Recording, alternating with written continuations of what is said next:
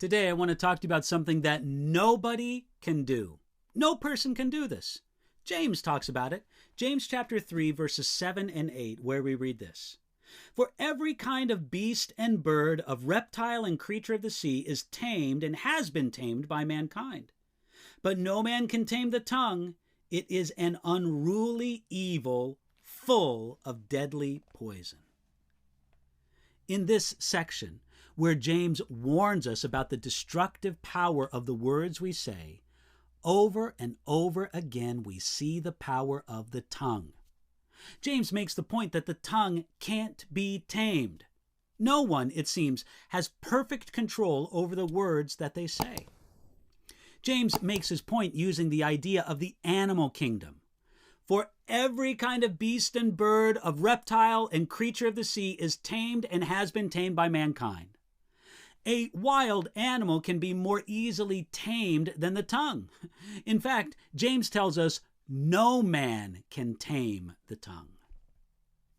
The human spirit has an amazing capacity for sacrifice and self-control. Sometimes we hear a desperate survival story of someone who cuts off their own arm or leg to get free from a tree or a rock that's fallen on them and has pinned their limb. With incredible courage and will, they self-amputate and then drag themselves to help and medical treatment. Yet that same person who showed such amazing courage can't tame the tongue perfectly. Yet, notice what James wrote. No man can tame the tongue. Man can't tame the tongue, but God working in a man or a woman can. The tongue can be brought under the power and control of the Holy Spirit.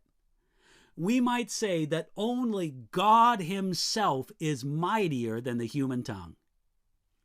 Then James reminded us of the importance of taming the tongue. He tells us again of the damage that uncontrolled words can do. He says, it is an unruly evil full of deadly poison.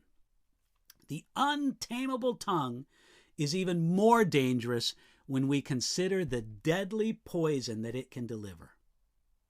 These brief sentences from James suggest at least a few points of application.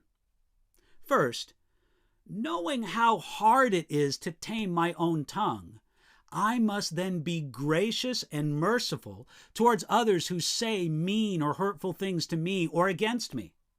I remember that many times I have said words that I didn't really mean and that I wish others would forget.